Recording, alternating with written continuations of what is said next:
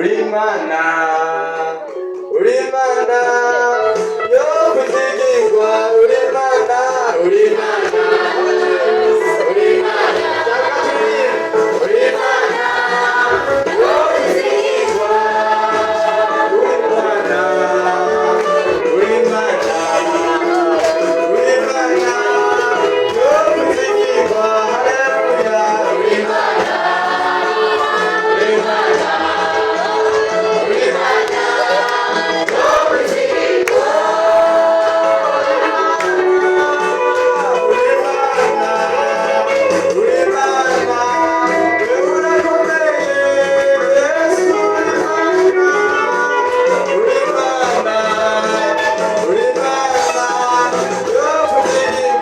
Hallelujah, Urimana, Urimana.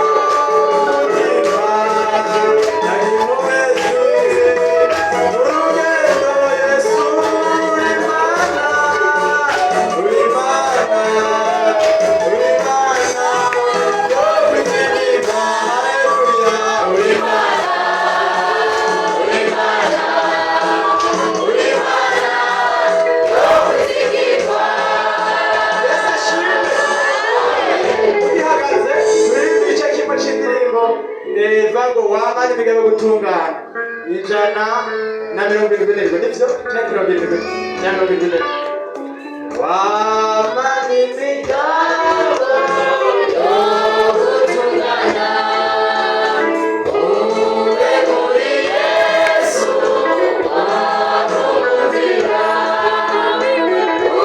uzokunaniwe ubasha barwaye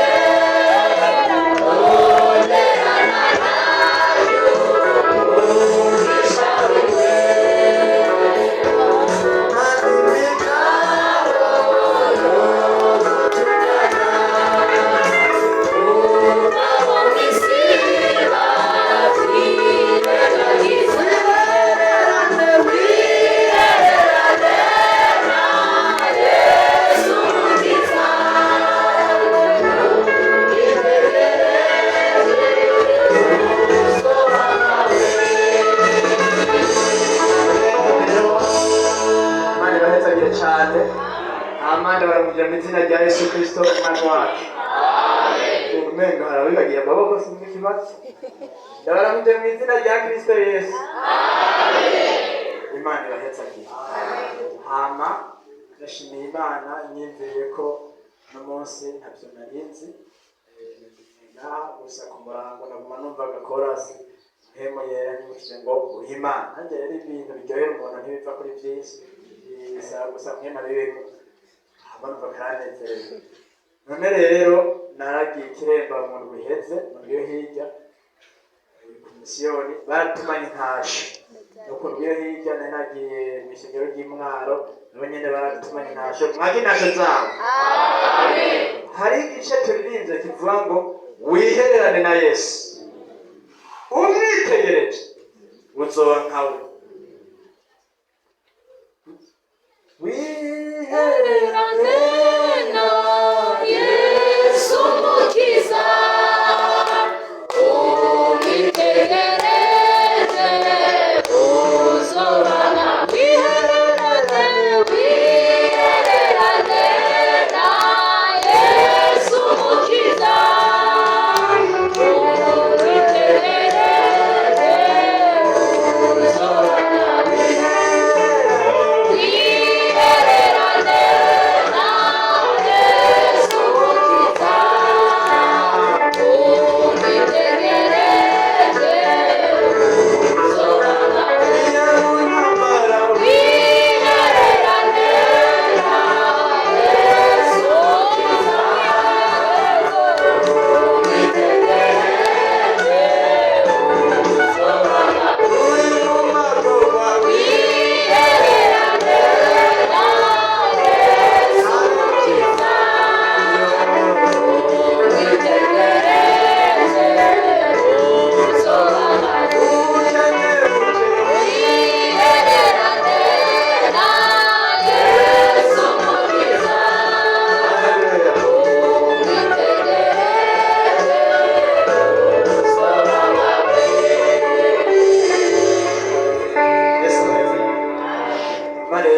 mbona nije ndangiza mukurikira jewe ndafite ijambo ry'Imana rivuga kwitegereza Yesu.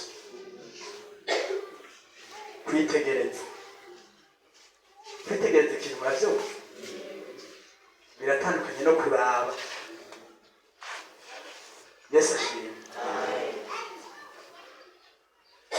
Abantu baba femine, abadamu cyangwa abakobwa nibo bafise akantu ko kwitegereza.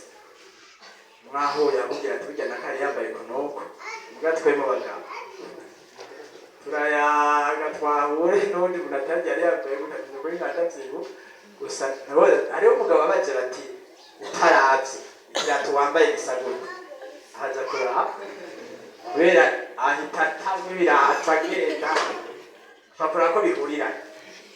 Yesu nashimwe. Rero numva mpemu yera anzanira ijambo rivuga kwitegereza. Hama rero numva nariko nyaga n'umuntu ariko ambaza ibintu ambaza hama rero we yagamba ari kandi sekunda ndiko ndambaza ibintu vyerekeye ibintu byo kwizera. Hama jewe mbere yo kumwigisha kumubwira ingene kwizera bigenda numva ijambo ry'Imana rivuga kwitegereza. Ndavuganisha je ndumvise ijambo ryo mu mutima kandi ndumva atari igiwanje gusa mu minsi sindazogigisha. Hama rero jeko sinavuga ivyo ndabaza. Hama rero ngiye mwige toroke ndarota ndotekiye hano kure kuvuga ubutumwa bwiza. Hama ngo ndabara urinjiye muri sare bari ngene wambaye isoni wambaye neza. Ndasubira inyuma namba namo mva hari inkuru zo kw'ishure nizo mu bikorwa vy'Imana ndasivye. Aya makoti nitiyajana mu bikorwa umuntu uze mw'ishure hari igihe tuba tuyajana bacavuga ngo wewe wama wambaye ikoti imisi yose. Hama rero numva hari rya jambo yo kwigisha kwitegereza. Yesu neza kuno munsi bampa mwana numvise mpemu yera mu mutima. Yesu ashimwe. Kwitegereza uburirimbyi ijambo ry'Imana ngo wihererane. Yesu umwihererane. Kwiherera murahabona ingene umuntu yiherera. Wihererane na Yesu umwitegereze uzosanga usa nawe. Yesu ashimwe. Sinza gusoma menshi nca muri Bibiliya ariko ndaza kwabwira umusoma. Mose birivuga ngo amara iminsi 40 yihereranye n'Imana ngo agarutse aje mu Isirayeli ntiyamenye ibyo ari byo umuntu asa na Yesu agite ntavyo abona cyo kimwe mutera ubwibone ariko araza abantu bakamuhunga ngo yaje ibibazo bitewe n'uwo bamaze iminsi bagira iki bakebukana. Yesu ashimwe. Yariheranye n'Imana baraganira n'Imana.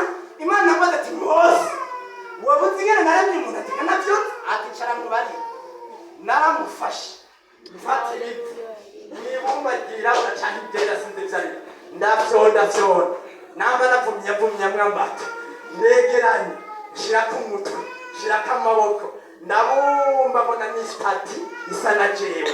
Hama Yesu yakayumata hama ndiko nabikora mbona asa n'Imana ndamuhimhemo ati ko niko nabigenjeje aca ufise ubugira turavye nambaye umugore ndavyonda naramusinzirije bari none bavyanditse bikuye mwibaza ko itanguye na Mose hatanguye itanguye ndabona bishuye naramusinzirije ndabigenza ukunubu namubwira ingene Isaka vyagenze namubwira ingene Aburahamu vyagenze namubwira ingene umwuzure warenze amazi iramubwira itandika ibintu vyandike iramubwira ati burya rero vyagenze ukunuku Imana ikabwira ati jewe ndi Imana jewe nkunda guharira jewe ngira imbabazi nyinshi jewe simeze nk'abantu jewe ndi umugwaneza.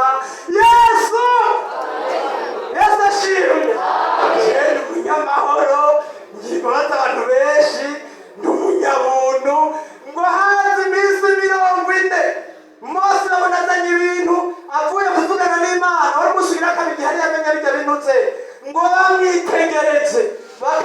n'izuba bakamuhunga. Yesu ashimwe. Usome ijambo ry'Imana. Igana twatanguye duheze. Usome ijambo ry'Imana hatugira duheze. Wihererane na Yesu Mukiza, ubitegereze uzohama. Abanyefeso 5. Wihererane na Yesu Mukiza,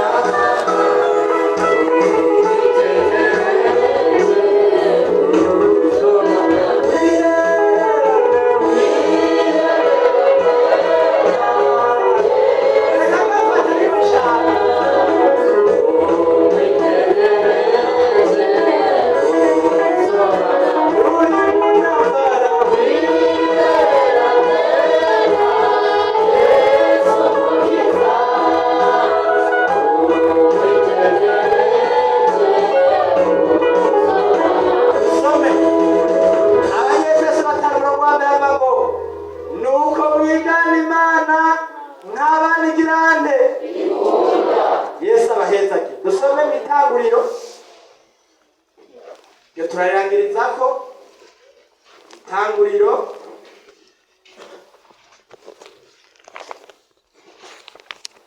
igice cya 3.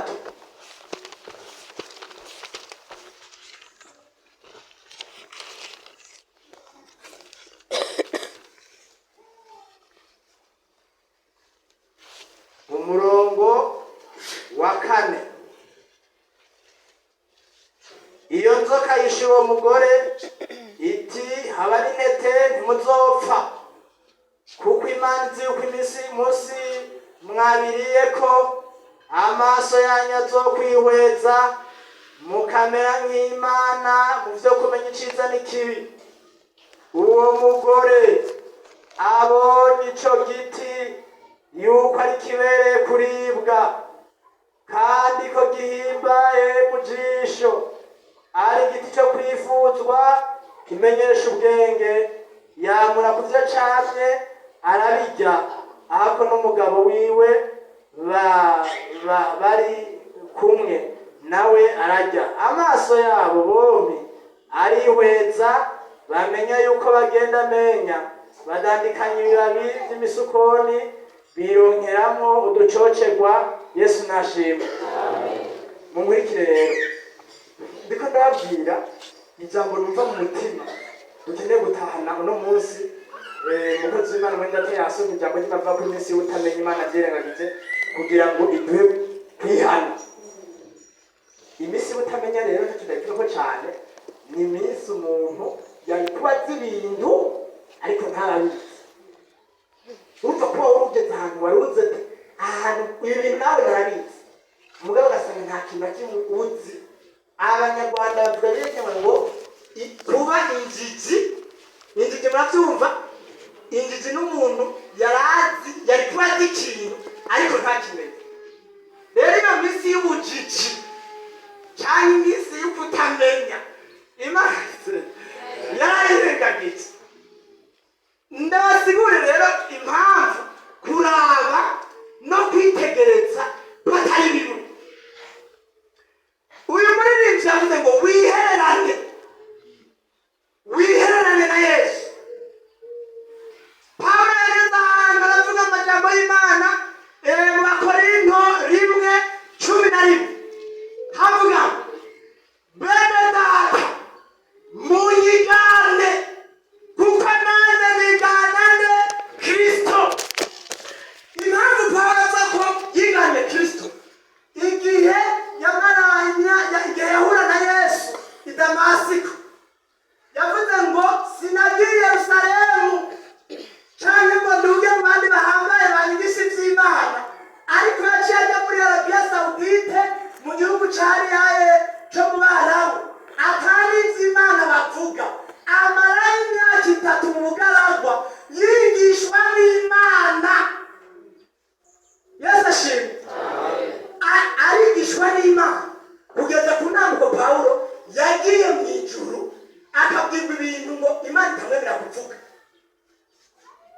agaca ngo ndazi umuntu ngo yagiye mu ijuru usinzi ko yari ngo yari mu mubiri usinzi ko yari mu mpemu ngo abone ibintu Imana ngo yaretse Pawulo kugenda yicishiraho ikintu cyo kuja kiramukubita ngo intumwa ya Shetani ajya Pawulo ngo ashobora kuba yafise kanseri mu gihe hanyuma rero gumararira urumva yarakoreshwa igitangaza Imana kugira ngo yibutse ko ari umuntu ijisho rikarira ati ntabaramana ntabarati nomba ubuntu bwanjye buragize ngo yari intumwa ya Shetani ariko bari kuyimaramanya ntagire ubwibonera igitutu ciwe caraci harageze n'impuzu utoye impuzu ya Pawulo ipataro ya Pawulo ishinga babisiko bagashira Pawulo impuzu ya Pawulo Yesu arahanye mwizina rya Yesu tonagere nashatigere kubera impuzu ya Pawulo Yesu ari muri iyo mpuzu nyene impuzu ziragirane ziragere ariko dukuri kutwa ni pataro ya Pawulo uzazi ngoma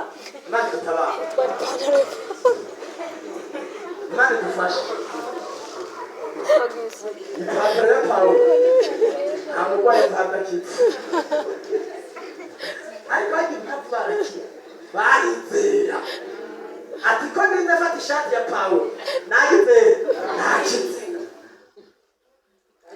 Imana dutabara ishishikara yaritewe Mana ndeno kwenda sense izina rya Yesu yagiye amarayi imyaka 3 arumva ijwi ry'Imana arumva Imana ingene ivuga arumva ukuryoha kw'Imana arasenga arafukama ataronka iminsi yose indani umuntu yama haza n'ipine ukagana amagomera y'inozera y'amakara Imana tutabara mu izina rya Yesu arasonze arumva Imana arayishurirwa Imana abati bene data ariko andike abanyefeso ati numvise urya gukunda Imana nkabona n'ingene mwizera nama n'ingingi Imana ndiko ndayisaba ngo ibahe kwishurirwa kuyimenya ubwo nakayipigishije nakora ibyaha urangwa nawe ariko wishuriwe Yesu ashimwe wishuriwe Imana abantu bamenye iki Imana yacu irakomeye cyane ikora imirimo ikagaragara sinibigirwa byo ntibivuga ntibyumva Imana yacu irakomeye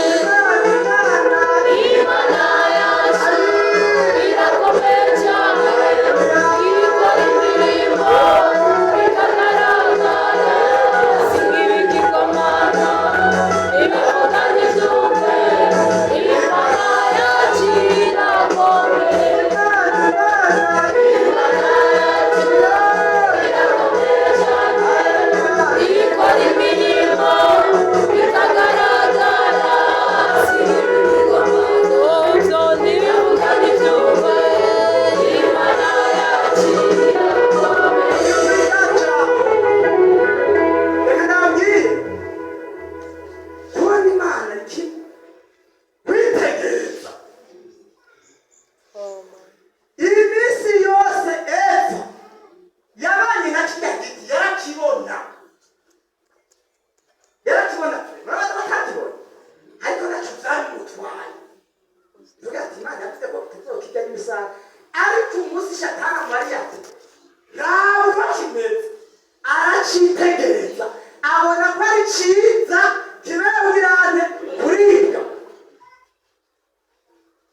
Yesu ashimwe Loti Bibiliya ivuga ngo yitegereza ibisagara by'i Sodomu n'i Gomora abona ko ari byiza reka ndabereke kandi kantu kabareka kwitegereza ibyaha agakora iyo umuntu yitegereje nabi soma Itanguriro 6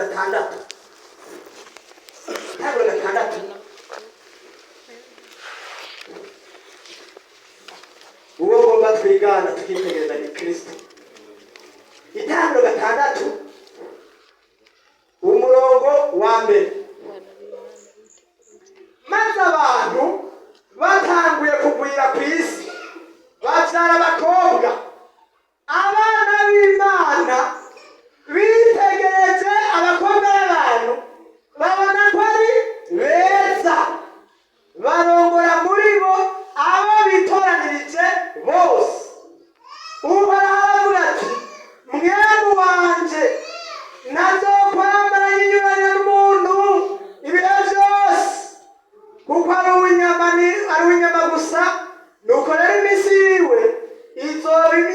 220 Yesu abahezagira.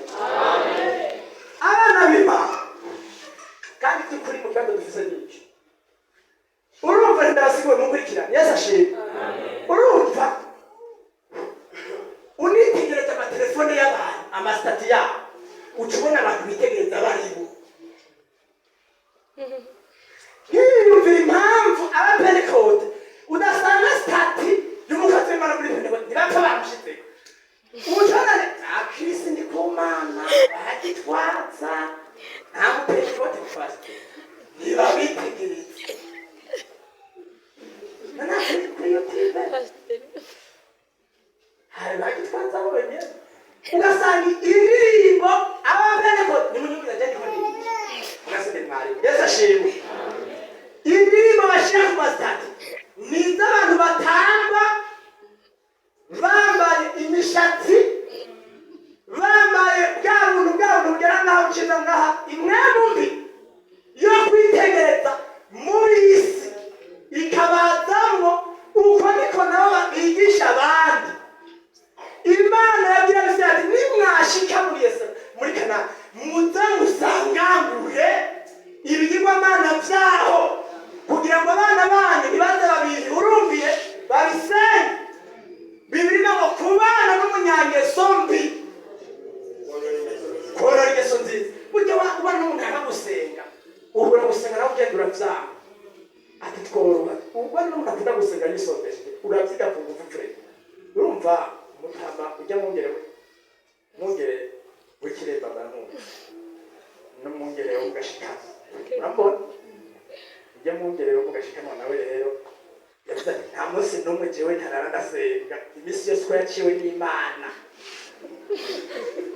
Uko no kuyavuze imisi yose yaciwe n'Imana ndasenga murasenje kamufukama. Ati je ndasenga nkavugishwa nkajya mugabo mugabo ntonyumva mvuga asenga bivuga agasenga urukaka.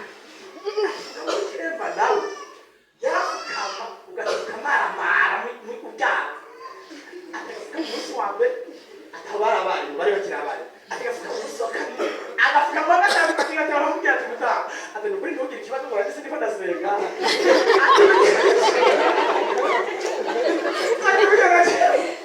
Nukuri nawe cyane ngo dufukamane nawe ndiko ndasenga. Kare hari abantu biganye Yesu agafukama agamigwa agasenga yaragafise n'icamineropare yaragafise n'kurya yafise n'indwara zidakira agasenga niko nabwo kwiherera ahantu ho kwiherera yihereranye n'Imana akarengera vya bibazo akarengera yameshe nzara yameshe akamigwa agatangura kurira akigira hirya akabwira ati Yesu ni mwiza urakundana agashikanya n'uri muhemuye. Ati naho narose minerval vanyeyo nde haleluya. Yesu ashimwe. Wiherera nande umwitegereze. Abana b'Imana rero bawe abana bakobwa bakubwira ngaho hano rero barahaye kugarikwa ahari twebwe kugira ngo tubone abantu benshi. Turabona tubona benshi nta byinshi ndabivuga.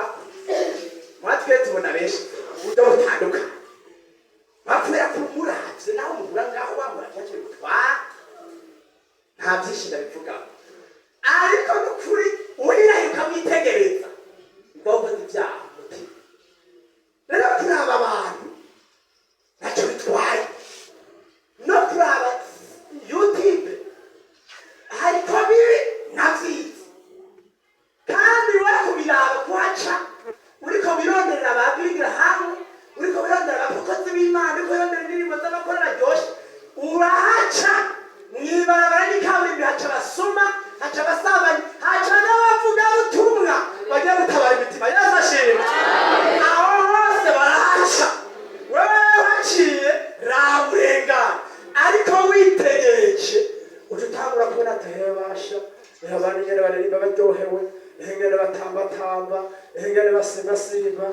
baratumereye nabi ugaca uraba akantu kuri hariya ugashira kuri stade zege tureba uyu muntu aragwaye uyu muntu arafise indwara mu minsi nimutamubona defite zamumbaye Yesu ahetse Yesu nashize kumba mpamagariga nafite umwanya w'amazuzu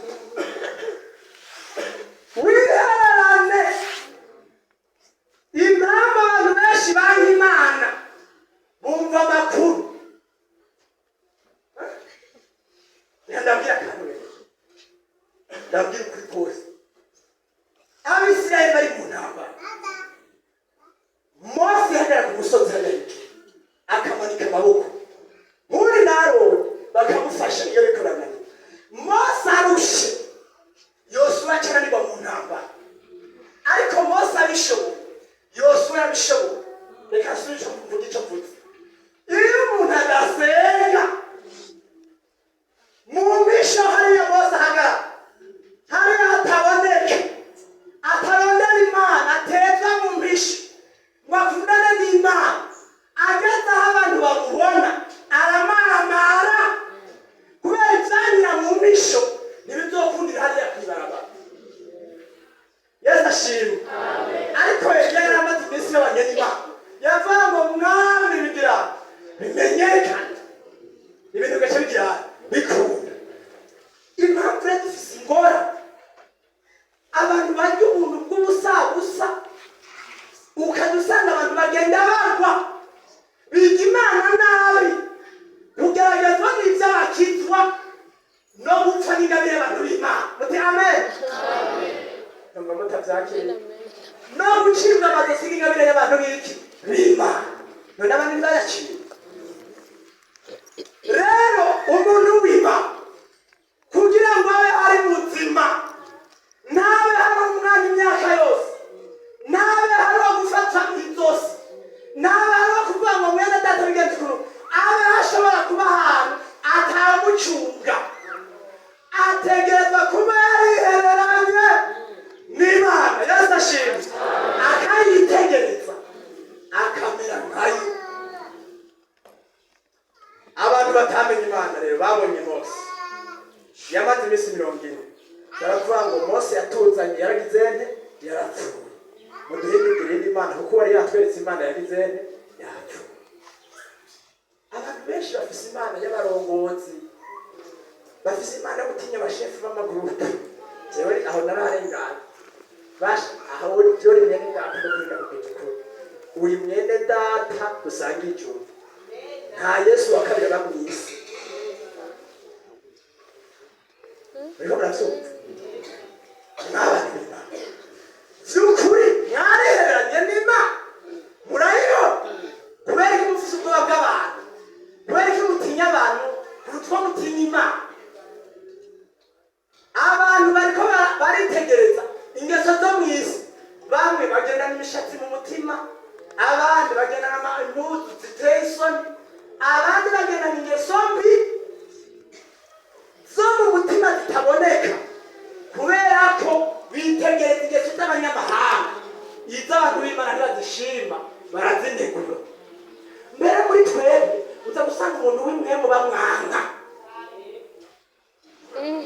unabika amaso gusenga nidagomba kongera kwitegereza Yesu haleluya nidegomba ati wihererane ndamuhaye kazi nazariruka nazari nidagomba kwitegereza ninde muri mwebwe munabika amaso mbekundaba reka kundaba ninde muri mwebwe agomba kwitegereza Yesu haleluya ninde muri mwebwe niwe mpamagaye yifuza bene data munabika amaso reka kundaba raba